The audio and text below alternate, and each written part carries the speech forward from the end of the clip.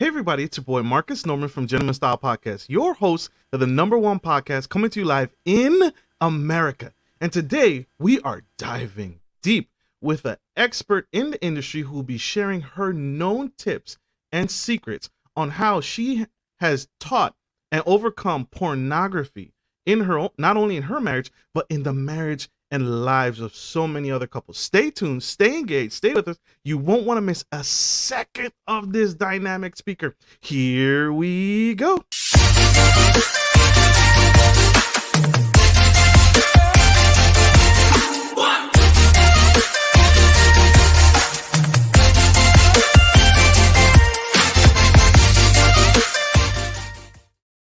Hey everybody, it's your boy Marcus Norman from Gentleman Style Podcast, host of the #1 podcast coming to you live in America. And today we have Miss Rosie Makinney. She is an author, speaker, and podcaster who in 12 years ago entered into the fight against her husband's compulsive porn use. From the very beginning of her journey, Miss Rosie has been bold and relentless about reaching other wives struggling with porn-invaded marriages and building a recovery system and a community on the central coast of California. She's the founder of Fight for Love Ministries, which equips women with the face and the facts to take back their relationships from porn.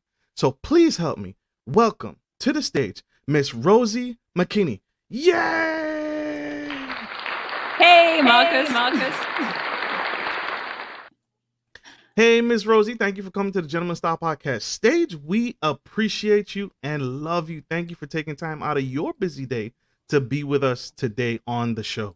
Oh, it's my pleasure. I'm always happy for an opportunity to reach people. Absolutely. And you shall. Today, we are diving in to the exclusive topic that is been on everyone's mind all week, my mind, and people want to know how to overcome this seemingly, it seems like it'll just never go away. Porn, right? Porn is infiltrating our marriages, is infiltrating our homes, and just seems like it's just running rampant. How? Tell me, Miss Rosie, before we dive in, what started your passion into creating this community around fighting back and pushing back and beating back behind the culture? Well, this was my story. In fact, I've actually been on this merry-go-round twice. So the first time, before I was married, before I was a Christian even, I was in a relationship with an unrepentant porn addict. And I hadn't got a clue what to do. No idea. So I sort of listened to, advice from books or, the television or friends. And, tried lots of different strategies, tried competing, tried overlooking, tried forgiving, and nothing worked. And he didn't see it as a problem and was, would even turn it around and make it my fault.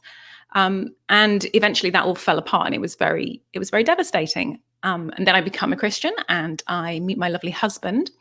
And I know that he's struggled with this in the past, but because he was very clear that he didn't want this to be part of his life, I thought, excellent, I've got one of the good ones here. We're on the same page. And in my naivety thought, we'll get married. It's not going to be a problem anymore. So as soon as we got married, it was very clear, honeymoon clear, that things were not okay. And I just had this sort of trauma reaction. This like, I can't do this again. I've already been down this road. I know that nothing I do is going to make any difference. Enough. I can't do this. And so I just put down an ultimatum and said, I love you and what we could have too much to let this wreck everything. So you can have pornography or you can have me, but you can't have both, which was pretty ballsy, I'd say, for day 8. But the only reason I could do that was not because, I was in any way sort of great self-esteem or self-worth, but because I knew the hard way that there was nothing I could do to fix this. He had to fix this. He had to get into recovery. There was no papering over this. We had to do something quite drastic. And I was fortunate in that he was ready to get help. So he did. He got into recovery. I discovered that I then needed recovery too, which was quite a shock. I'm like, surely it's his problem. And our marriage was, I wouldn't say restored because it had hardly got going, to be honest, but something completely new and beautiful was born out of both our hard work. And then I had found that in the groups that I'd run, because I'd sort of created a little community, my story was the same as everybody else's, in that women simply don't know what to do. When we know or even just suspect that this is an issue in our marriage, in our relationship, we literally do not know what to do. What is the best thing to do? And so we try all these strategies, and we diet, and we dress up, and we tie ourselves into pretzels, and all these things that don't work. They just make it worse. And in fact, they just enable him and his addiction to get worse. So, and what I found is that all the women in recovery, they'd all issued a desperate ultimatum too. But for them, it wasn't 8 days. It was 10 years, 20 years, 30 years, 40 years of pain and misery. And their marriages were hanging by a thread. They'd got to that point of desperation, of going, enough. And so it got me thinking, and I was like, what about if we could actually educate women to do early intervention instead of crisis management? What about if we present them with the facts that I needed to know, that they needed to know early enough? Is it possible for women to do early intervention in a marriage where porn is present? And will this get them into the road to recovery? And the answer is yes, it does. It works. I did it accidentally, because I'd done it before, and I already knew. But it is possible. And I just, and once I discovered that, it was like, aha, this is not just about saving marriages. This is about creating completely new marriages from the outset. Let's stop years of pain. Let's stop thousands of dollars on therapy. Let's just deal with this hole in the boat now, while it's, while things aren't too bad. It's true. Very true. Very true.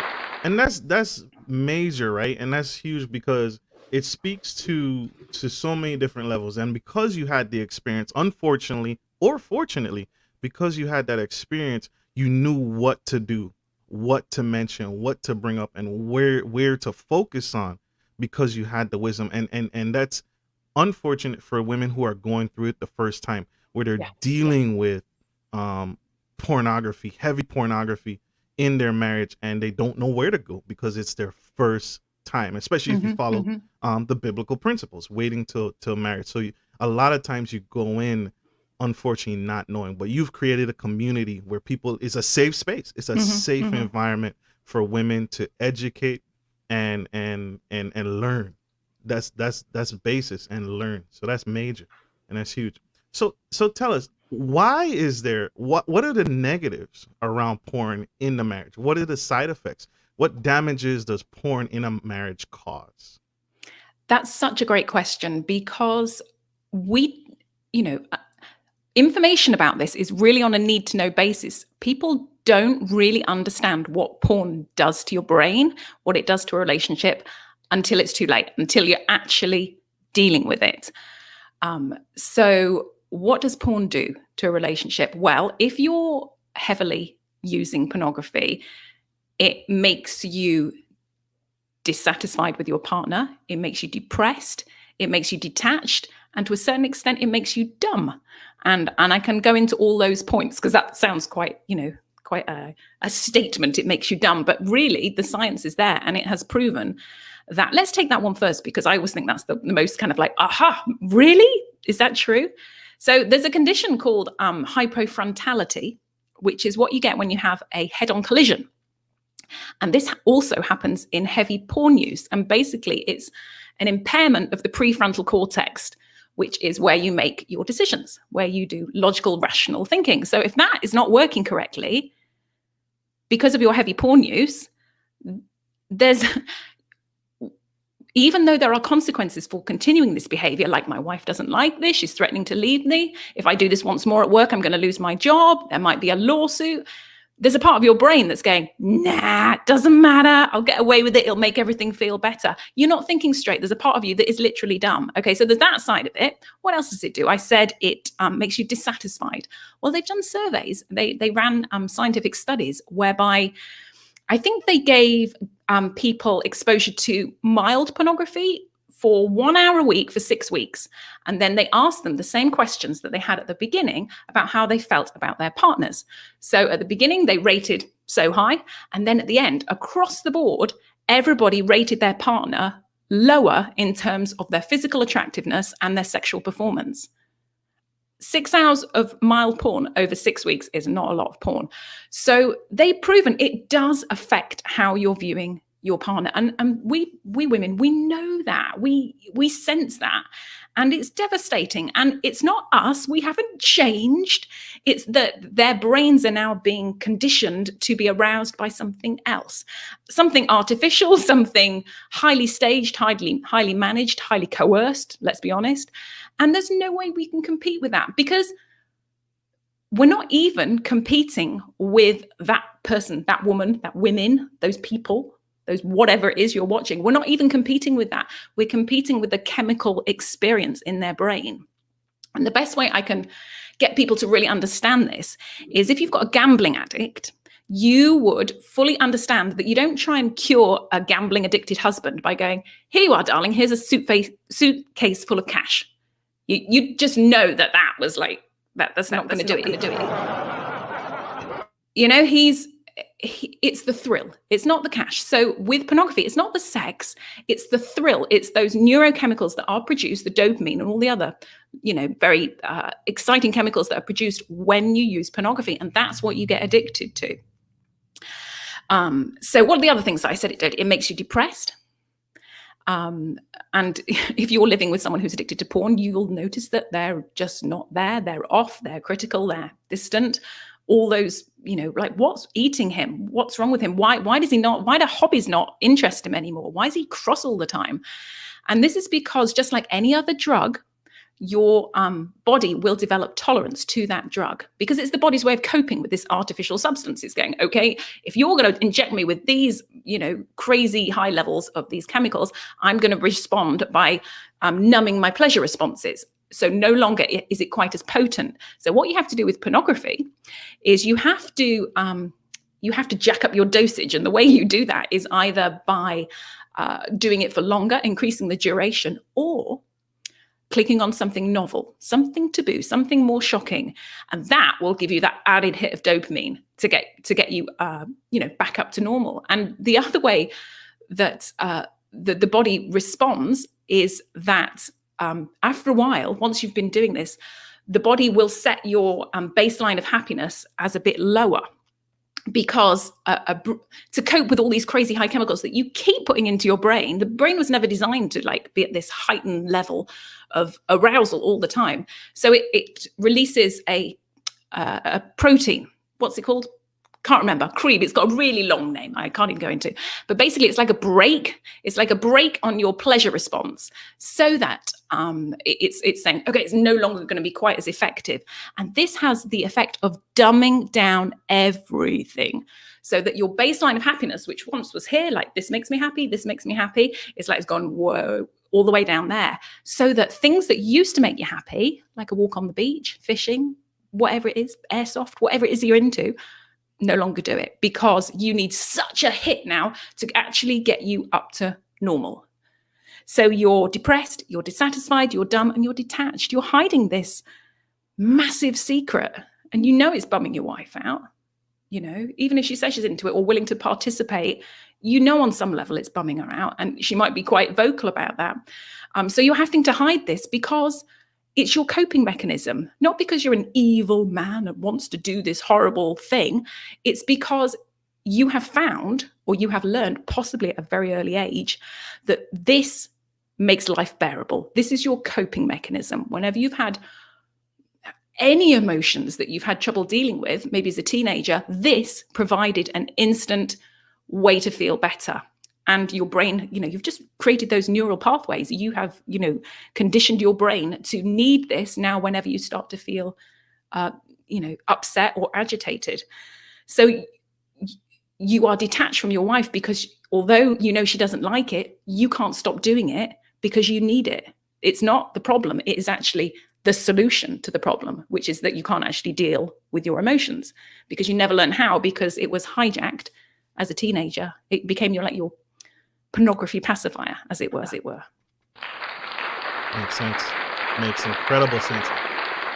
You all, this is incredible. You see the level that she just took us. She took us all the way up, and then she broke it down to its simplest terms. Well, for me, she broke it down to the simplest terms, and that's incredible, and that's amazing. And she's right. I grew up in a home where I was exposed to drug addicts and cigarette smoking. Let's start with cigarettes, the most basic thing, right? It's incredible and it's powerful to see someone as a young man growing up, seeing someone who's addicted to cigarettes, going in the middle of the street and just picking up cigarette buds, completely burnt out, and trying to get a light. And you, for most of us, we would look at that as taboo. It was like, why is he doing that? Why is she doing that? And it's because of those chemical reactions, because of those high stimulants that your body is trying to reignite. It's your body trying to reignite the same feeling, the same euphoria, the same emotion that you got when you first did it from the first time. Your body is trying to attain that same level. That is absolutely incredible. And that's so true. We have a quick commercial break. We'll be right back. You guys don't go anywhere. Stay tuned. Stay engaged. We have Miss Rosie Makinney. We will be right back. See you guys soon. Good day, podcast listeners. This is your boy, Marcus Norman of Gentleman Style Podcast Show. I wanted to let you guys know that we will be rolling out a new feature and adding a join sponsor button next to the subscriber button here at the bottom of your screen. Once you click the button, it will display 3 membership levels. Gentleman Gentry, which is our entry level, Duke Duchess, which is our season level, and the Emperor and Empress, which is our most sophisticated level, which you will receive unique perks and benefits at each differing level and gain access to our community tab. We will also be sharing polls, upcoming events, and interviews, as well as receive feedback from our sponsors directly. Your support helps me find new and exciting guests to bring to the stage live. Well, in order to get the higher end speakers, it requires, you guessed it, money. So thank you for tuning in to my channel. And if becoming a sponsor sounds good to you, then select the join button below and choose your desired sponsor level. Let's continue to grow and serve the future of generations of men and women to come. Love you guys. Bye.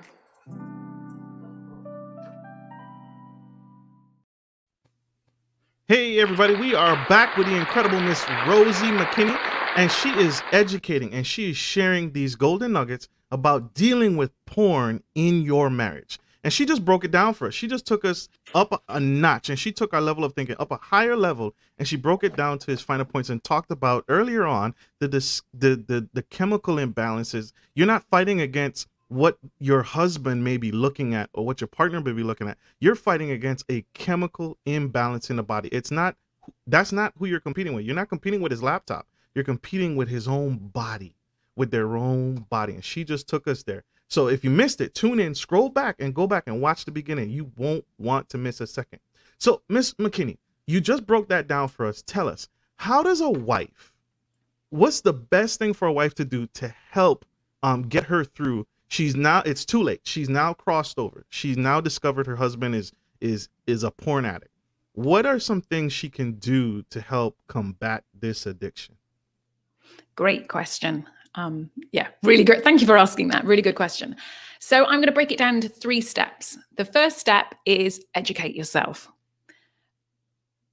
You need to stand firm in this war, in this battle against pornography, and in order to do that, you really do have to know what you're dealing with in case you get any pushback.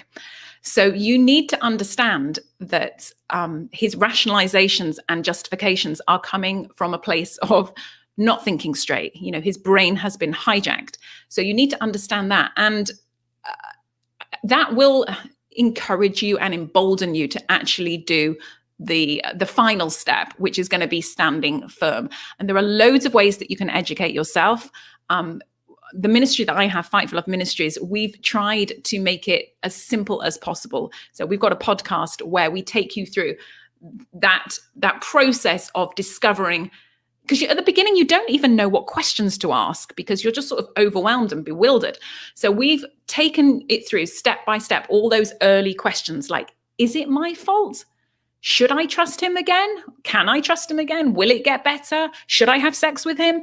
All those questions, we sort of take them step by step. And that will just really reassure you that you are on the right path. So first of all, educate yourself. And there's, can I plug my book? Okay. So basically, and I am plugging this basically because it's all those early questions that new wives have. And I wrote it because I would go out and speak and I open this can of worms and all these women would be going, oh my goodness, that's my marriage. I never realized that that's what was going on. And then I'd leave and it just felt irresponsible, to be honest. I felt really bad. Like I've just opened this can of worms and they're all bleeding out on the floor and going, ah. So I wanted to write basically all those early questions like, what is recovery? Why do I need it? What's going on in his brain? What does God think about it? Like, how is this affecting my children? You know, how do I protect them? What if I'm addicted? All those questions. And I really feel that if you just educate yourself, step one, it's going to help you with the final step. But in between the first step, education, and standing firm, you need step two, and that is to find support. Get support, get plugged into a network of other wives who are going to stand shoulder to shoulder with you and encourage you and get you in a way that nobody else really does, because it doesn't make any sense. You go, my husband's like this, like this, like this. He makes me feel like this, this, and this. He makes me do this and this. He hasn't been near me for months, but I still love him and I want our marriage to work. And the women will go, yeah, I get that, as opposed to like, he's doing what? You must leave him. Or like, get over yourself. Everybody does it. They're going to give you sound advice because they're in the recovery world. They are educated. And hopefully some of them are further up the path than you are. And you can learn from their experiences.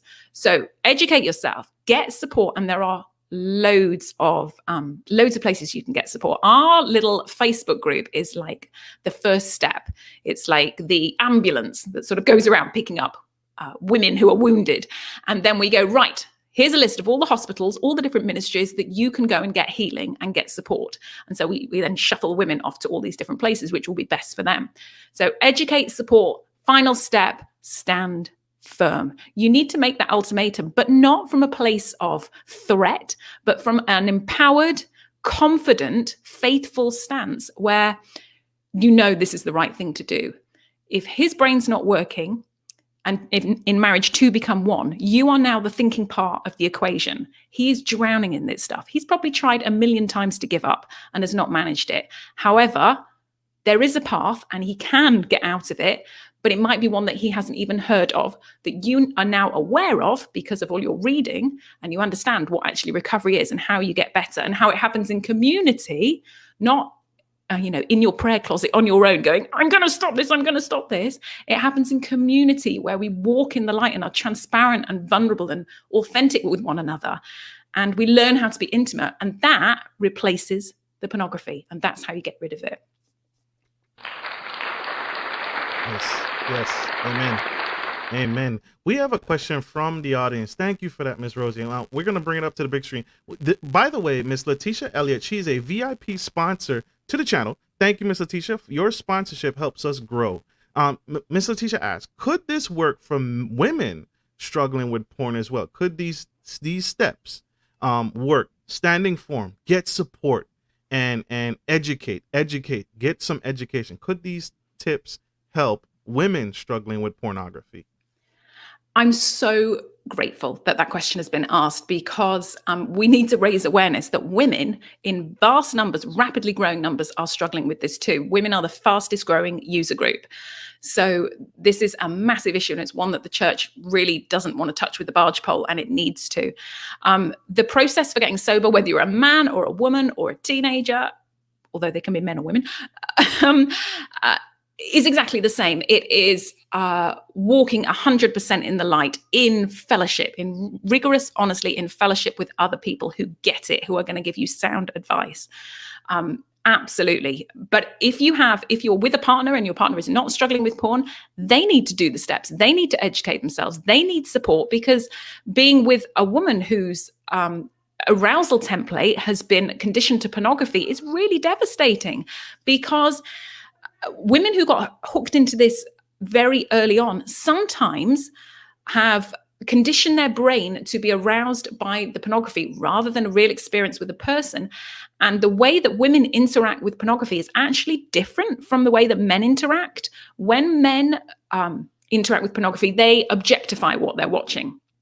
Yeah. But women actually project themselves into the action, which is a really important differentiation, because when you are conditioning your brain to be aroused by imagining yourself being abused, degraded, humiliated, and all the other horrible stuff that happens in pornography, you need a lot of help. And also, really, you need a lot of help, and your partner needs a lot of help, because you may find, some women do, some women don't, those who are addicted to pornography need to get themselves in a pornographic frame of mind in order to feel aroused, in order to maintain that arousal, just like guys do. They need to be thinking about pornography to maintain their arousal. So for a guy who's got a girl or a wife who is addicted to pornography, she might need him to treat her in a certain way in order for her to get aroused. And he doesn't want to do that. He doesn't want to, and so he needs support as well. And so it's exactly the same. But I really am very, very grateful that you brought up that question. And on my website, on the resource page, I link to the ministries that deal specifically with female porn addiction. And that's the group that you need to go to right now, because they get it in a whole way that no one else can get it. I'm not addicted to pornography. I was born too early. I'm too old. I'm sure if I was born 15 years later, I probably would have been. But these are women who have created these amazing ministries and communities, and these are the people that you need to talk to. It might not, we want to talk to our friends, we want to talk to our family, but they might not have the best advice because they don't understand it. And also, once you tell them, you then have to deal with their fears, anxieties, worries on top of everything else that you're dealing with. So I'm not saying don't tell them. I'm just saying make sure you get connected with the people who are going to give you solid advice, so that you can discern when those that you love give you advice, whether or not it actually is good advice or not.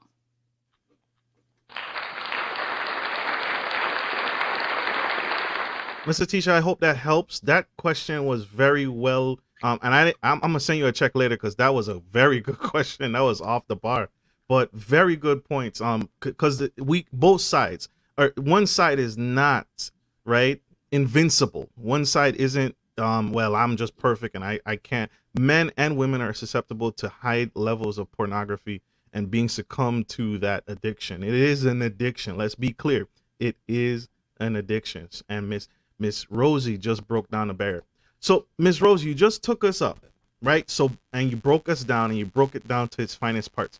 Now, we've gotten education. We're standing firm in our beliefs and where we stand and what we're willing to tolerate and what we're not willing to tolerate. And we've got the education. Now, your partner isn't willing to play ball. What do I do? How do I move to the next step with a partner, a marriage, who is unwilling? Yeah. And unfortunately, that is a really common scenario. And it's why my ministry is called Fight for Love. It's not called Hope for Love, Pray for Love. It's called Fight for Love, because it really does sometimes feel like a fight, because you're out there fighting for something that they don't even want. But you're standing in the gap for them. You're having faith. You are those people who, took the paralyzed man up on the roof and lowered him down to Jesus. You are doing that. You are fighting for this marriage, even when they don't want to. And that's not to say there are no guarantees that if you fight hard enough, it will all work out, because that's just not the case. However, it's worth having a go. It's worth setting those boundaries. It's worth And then you can literally say, I have tried everything in this relationship. I really have. So set your boundaries and stand firm when there's pushback, because you're dealing with an addict. And just like a drowning a drowning person, when lifeguards go out and you try and they rescue somebody, they are trained to get out of the way when they're rescuing them, because drowning people flail and hit and they could actually take down the lifesaver. That's exactly what it's like dealing with an addict. And you have to be able to emotionally detach as you're rescuing them, so that no matter how they lash out and blame you and say it's your fault, and if you did this, I wouldn't need to do this, and nobody else has a problem, and if you didn't nag me or blah, blah, blah, blah, it wouldn't be a problem. No matter what sort of pushback you get, you stand firm and say, I am obedient first and foremost to God. And what he says about sexual immorality is very clear. I'm standing that. I am keeping myself pure. And if you're going to bring that into our marriage bed, then I need to protect myself and I need to put those boundaries there. And I've completely forgotten your question, Marcus. Where was I going with this? You were going with this. You were taking this to the level and you were explaining and breaking down the fine points that women also struggle with it as well. No, we were talking about what to do with it. A husband that doesn't want to play ball. Yes. Forgive me. Excellent. Forgive me. I need more tea. What do you do with a husband who won't play ball? So I would say you get into recovery, because you both need to get into recovery anyway, because I use the analogy of porn addiction is like being in a car crash. Okay, it might have been your husband behind the steering wheel. However, you were both in the car when it crashed. You've both got injuries, whether or not you are the addict or the partner of an addict, being in this toxic atmosphere with betrayal and deception, you're traumatized. You need attention too. So I would say you go ahead, get into recovery, get support, start feeling validated, heard, strengthened, cared for, and that will give you the strength to put the boundaries in. Now, when you start putting your boundaries in, things are going to change, because there are now consequences for his acting out. Things aren't the same anymore. You're not believing that it's your fault anymore. You're not playing along. You're not willing to overlook it. You're standing firm. And so things will change one way or another, but things will change. And quite often there is a recovery lag, as in the wife gets into recovery, puts her boundaries in, the husband feels the consequences, and he goes, okay, this is my coping mechanism, and I really don't want to get rid of it. Even though I do want to get rid of it, I don't really want to get rid of it. However, I don't want to lose you more. So you are being quite, and the thing is, they know, whether it's a man or a woman, when your partner is serious, when they really, when they're faking it and going, oh, I'm not having it, but really you will. They know when you're serious, and things change. And to be honest, it doesn't matter if they're not 100% into recovery. When they enter recovery, they can go in kicking and screaming. But once they get in a group of guys who will hold them accountable and help recalibrate their focus and say, you've been doing what? Hey, knock it off. You have no excuse anymore. You can come to us when you're freaking out. Things change. So then they might actually become more on board with recovery, because they realize it's possible. Because a lot of the resistance and hesitancy to getting into recovery, there are some guys who are horrible. They just are, and they're abusive and just really mean. However, there's a lot of guys who are just freaked out. They're like, I don't think I can give this up. I've tried a lot. I've tried for 20 years. I try every Christmas. I try every birthday. I try every anniversary. I try, and it doesn't work, and I can't stop. And they're freaked out because they think, if I get into recovery and this doesn't work, she's going to leave me. And I'm here to say, if you do what it takes, you can recover. If you are willing to do whatever it takes, you will recover. You probably just haven't tried this path, which is very straightforward, but not easy. It's very simple. It's very narrow. You have to tell the whole truth, past, present, going forward, not just to yourself, not just to, God in your prayer closet, but to others as well. That's the path out of this, and you can get sober. So you mentioned, so the path to recovery, and there are consequences to having a partner misstep or relapse. Let's use that, relapse. He's relapsed, he's gone backwards, and he's been caught, right?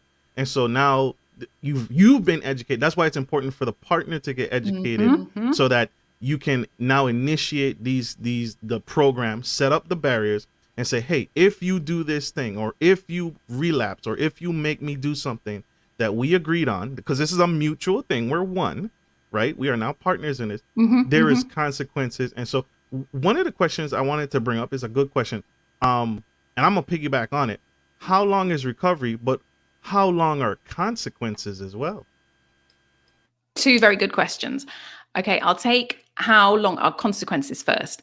Now, the interesting thing about consequences, and what you might find interesting, is that there are not just consequences for the betrayal. There are consequences for the deception around the betrayal, because although wives are very, very hurt by the betrayal, by the fact you've looked at, pornography and you're doing that, we are absolutely devastated by the deception. It's that makes you feel really unsettled and insecure, and like, what else are you hiding? Like, who am I married to? The fact that you're doing that is one thing, but the fact you keep lying to me, to my face, and then we keep having sex about, it's like, who are you? So there have to be consequences for not only the betrayal and the deception, and the consequences aren't punitive. This is why wives in support recovery will develop what's called a safety plan. And the safety plan is not punitive. It's not like, you do this, therefore you sleep on the couch. It's like, if you do this, I am going to be really freaked out, and I'm going to be upset, and I'm going to need some space to process this. So I'm going to ask you to sleep on the couch, which is different, because it's acknowledging that his behavior has an impact on her, and she is taking care of herself. She is taking the time and the space she needs to get over this latest betrayal. Now, the thing with the deception is, and the thing how recovery works, is that he is now being trained to confess quicker. So if you confess within whatever's on your safety plan, 12 hours, this will happen. If you leave it 3 days, this will happen. If you don't tell me for a month, this will happen, because it needs to be reinforced that there are, the longer you leave it to tell me, the worse it gets. Because what wives do is they sense something's wrong. Like, hang on, he's being weird with me. What is it? Is it something I did? Did he not? What's going on? And it eats away at them. So then when he confesses 2 weeks later and said, oh, I acted out 2 weeks ago, they're fuming. They're like, are you kidding me? I've been beating myself up for 2 weeks. So then there needs to be, stronger consequences. And it's those consequences that actually wake the guy up. They go, okay, I've been living in a hotel for a week because I didn't tell her. And, they all hate it. They all absolutely hate it. And then they say, that was the turning point. That was the moment when I realized. And it's not that they're stupid. It's that their brains are hijacked, and all the, they're addicts. So, I just have huge compassion. This is why it takes two people to, it doesn't take two people to recover, but it's much easier if you've got someone fighting for you and putting those boundaries and consequences. If you're single, you can totally still do this, but you need mates. You need recovery buddies to be that accountability, that sort of, to hold your feet to the fire. And the second part of your question was, how long is recovery? Great question. Now, if you read the books, all the sort of recovery literature, they go, recovery is a 3 to 5 year process, at which point everybody goes, what? 3 to 5 years? That's horrendous. And I'm here to tell you that if he's working as hard as he can, doing everything that he needs to, he's done a full disclosure, you've done a period of celibacy, you've done your partner survey, you've both got a safety plan, and she's in a recovery group, and she's getting stronger and supported and dealing with the trauma and those boundaries, you can see progress within 6 to 9 months, like real radical change. We were ready to try for a baby after 9 months, and that is a 180, trust me. So, So the thing about recovery, they say 3 to 5 years because there are layers. There's layers and layers. Because once you get rid of the lust, then you go, oh, the lust was never the problem. resentment is my problem, or anger is my problem. It's just like layers of the onion that just keep coming off and coming off until you're perfect. No, it never stops. I love the way, because what you teach and what is in your book is you teach that you don't put this falsehood like, hey, this is gonna be done by this date or this date. It leaves room for the expectation that there will be relapses. It's not going in head first, like say after one session or after 6 sessions, he'll be cured or she'll be cured. It goes in with the mindset that, hey, expect your partner to relapse. There are going to be moments where he's vulnerable, he's going to fail you, but it sets the tone and it sets the safe space for them to say, hey, if you tell me, right, if you restore my faith in you, if you tell me that you've relapsed within this time frame, the consequences are this versus this. And so it puts the expectation and puts the room for error. Well, if I may just come on there, I would actually, that's almost what I'm saying. Because relapses are not inevitable. They are not inevitable. That's not to say they're not common, but they're not inevitable. They're not part of recovery. Because you have the tools that you need at the beginning of recovery that you have at the end of recovery, which is basically your people to call, So when the way that, when people act out, there's sort of a cycle, and they can find themselves sort of, they know when they're going to relapse. They start looking for things, they start playing mind games like, oh, I'm just going to look at swimsuits. It's going to be fine. I'm not going to do anything else. That's the point. That's the point. When you feel like those brain chemicals going, and you know that, oh, I'm going down this path, I'm going down this ritual, I know what's going to happen. I've done this enough times. That's the point that you reach out. And that's what will save you 1 month in, 10 years in. That's the magic bullet that will stop you from acting out. However, it might take you a while to learn that. So you might come back to your recovery group and go, yeah, I acted out on Wednesday. And they go, did you call anybody beforehand? And they go, no. And they go, well, next time, call somebody before. So they learn. Some people learn quicker than others. But I want to set the expectation that it is possible to give it up tomorrow and not pick it up again if you have the tools in place. Because, as I said before, it is a coping mechanism. So you can't just take it out. You can't white knuckle it. You can't be a dry joke. You can't just take it out, because it's serving a very important purpose. It is your coping mechanism. So you have to replace it with something. Okay, you just have to, otherwise you'll implode. You have to cope somehow. You're either going to cope with pornography, or you're going to cope with your support group. And eventually, maybe your wife is enough, or maybe you'll need your wife and your support group. That's what's going to cure you. So there are no hard and fast rules, but I do want to point out that slips are not inevitable. I want to set the bar high, because it is possible. Thank you. That makes sense. Thank you for correcting me on that. And we're all here to learn, right? I am not perfect. We are all here to learn. Miss Erica Nicole Holmes brings up a great question. What if they have this addiction but desire to get married? Should they be transparent with their future mate? Say it up front. Yes, absolutely. And it is such a gift. It is such a gift you can both give each other. If he can be honest with you, and you can do the hard work and read the book, listen to the podcast, and realize what you're getting into, and do the hard work before you get married. Because walking down the aisle, knowing that you've already conquered this, and that you have the tools in place, and that you really know each other, and you really love each other anyway, and you both appreciate how hard you're both working for the marriage, is a completely different thing than walking down blindly thinking, oh, it'll get better when we're married. If I have regular sex, it's going to go away. It's going to be fine. It's like, no, every guy in recovery that I've ever spoken to has always said, I thought marriage would fix it. And it's like, no, it didn't fix it at all, because it's not the sex, it's the chemical experience, it's the coping mechanism.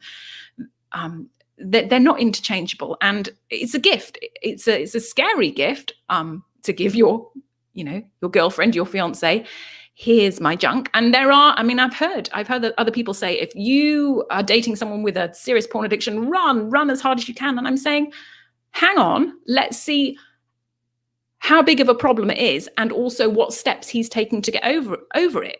Because my husband is amazing. If I'd literally gone, you've got what problem? I wouldn't have the husband I've got now. So it is worth fighting for, because it's not. And this is basically the nub of my message. You are not fighting for a marriage minus the pornography. You are fighting for a marriage that possibly neither of you even thought was possible. A truly authentic, vulnerable, transparent intimacy. And that is beautiful. And you need to know that they are capable of doing that before you get married. So they absolutely should be transparent. And there's a great ministry called Husband Material with Drew Boa, and his whole niche market is guys kicking this before they get married and supporting the wives and stuff. So that's a good one to look out for. Absolutely. Ms. Rosie, how can my audience connect with you? How can we grow with you? How can we learn more of you and join the ride and join this community if we are suffering that? And even if it's not, how can we educate ourselves and get better as a society, as a people? My website is called fightforloveministries.org. And the book is Fight for Love. And the podcast is Fight for Love. Everything's got the same name. Keep it easy. And on our resource page, we've done a lot of the legwork for you. And basically, we want to signpost you to where all the help is. And then on that, like some of the ministries, I've then got interviews with those people who run those ministries. So you can go and listen and get a flavor. And also what I wanted to do with the podcast is give people a taste of recovery, like wives group, because it's really scary walking into a women's group. It's really, really, first of all, you're really angry that you have to be there in the first place. And secondly, you're like, what if somebody knows me? There's all these fears and everything. So I wanted to give people a taste of what recovery sounds like and feels like before they get there. So that's what you're going to find on the podcast. Certainly the early episodes where I've got like a panel discussion, and there's 5 of us on there, all who've walked this path and are out the other side with restored marriages. And you can basically hear us honestly talk about what the journey was like, and hear the camaraderie and the laughter, the tears, everything, so that you know what recovery is like. I've got a friend who listened and she said, well, it's not my problem in my marriage, but I'd quite like to hang out with you all. So that's the whole thing that I wanted to get across. Like, recovery's kind of cool. You do get some really cool friends because you're both being honest about what's really going on, and that doesn't happen very often. So yes, so connect with me at the website or the podcast or the book. And yeah, we'd love to. Oh, we've got a Facebook group as well. So we've got about 560 women in the Facebook group, and it's a private, confidential group, and you have to qualify to be part of that. So you have to have a loved one be suffering with a porn addiction, and you can just ask questions, be loved on, get support.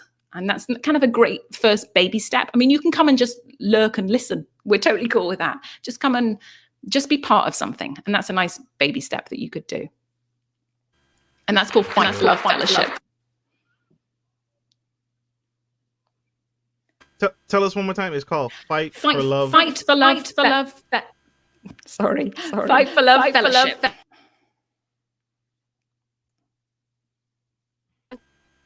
So Fight for Love Fellowship, guys, this is a live broadcast. I am typing it in the comments. Fight for Love Fellowship.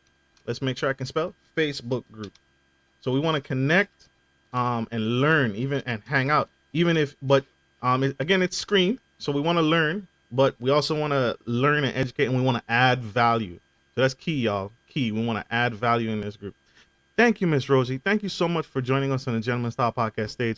I appreciate this. I appreciate you taking the time out of your busy day to be just open and transparent and giving. This is serving the community, and I know that this is gonna help some family save their marriage. That's what it is. Fight for love, right? You're fighting for your marriage. It's not called give up on your marriage. It's not called walk away. Throughout this whole session, you have not once mentioned, hey, walk away. give up, just leave him, right? And that's not what you're teaching. You're saying fight for love, because just like you said, your husband is amazing. Although I would like to say that we also have women in the group who fought very, very hard and it didn't work because their husbands remain unrepentant. And if your husband remains unrepentant, your priority is to fight for love for yourself, for your children, for your future, to break those generational curses. Opening the lid on what is going on in your marriage and educating yourself about pornography is not going to make your marriage worse. However, it might feel worse, certainly initially. So there are no guarantees, but it's worth having a go, and you will never regret fighting and giving it a go. No matter what happens, you will never regret it. Absolutely. Thank you again, Miss Rosie. Thank you so much for giving back in this way. And I want to say thank you all for tuning in to this incredible, fantastic, super fragilistic expialidocious Miss Rosie Makinney, educating us on how to win back and potentially learn and educate and potentially save our marriage. And at a baseline, love ourselves more, love ourselves enough to know that we deserve more. So that's huge. Thank you all. And like I always end every show, take care of your families, take care of your friends, and take care of business. This is Marcus Norman, the Gentleman Style Podcast, and Miss Rosie Makinney for Fight for Love and the Fight for Love Legacy brand. I'm going to call it Legacy brand. Signing off. Love you guys. Bye.